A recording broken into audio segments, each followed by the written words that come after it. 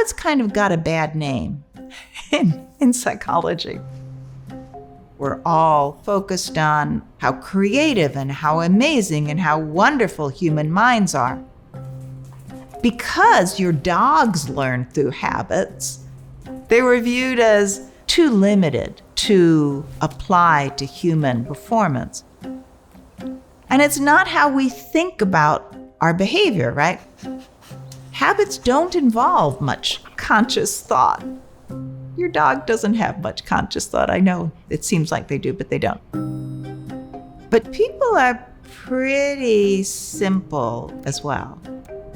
In research, we're able to show that people act on habits much more than we're aware of. My name's Wendy Wood, and I'm a behavioral scientist.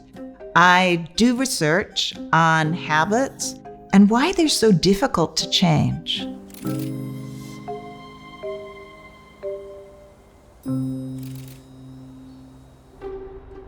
Back in the 1980s, some researchers wanted to convince people in a 4-story office building to start using the stairs. So they started just the way all of us would. They started trying to convince people. They put up signs. It's good to take the stairs. It's good for your health. It's bad to take the elevator. Waste energy. But the signs had no effect. So these very creative researchers decided, okay, let's try something different. They slowed the closing of the elevator door by 16 seconds. And that was enough to dissuade people. They reduced the elevator use by 1/3. And the wonderful thing about the study is when they put the elevator door back to its original speed, people kept taking the stairs because they had formed a habit to take the stairs and they just stuck with it.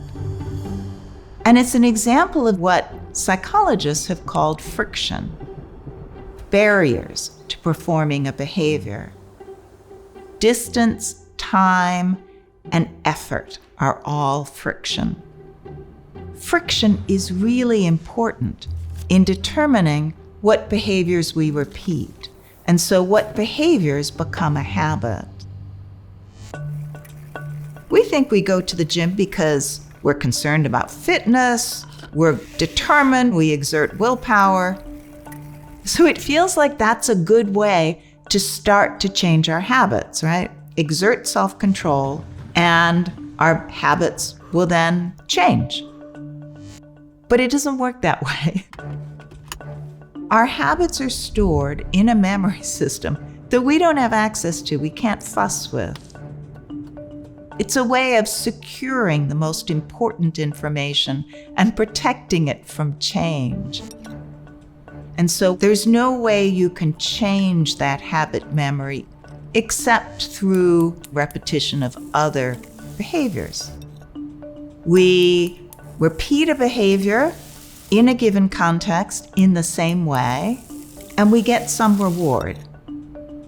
When we get a reward, our brain releases dopamine. Rewards get us to repeat behaviors and form habits. One of the really important things about behavior change is you have to work with what's around you.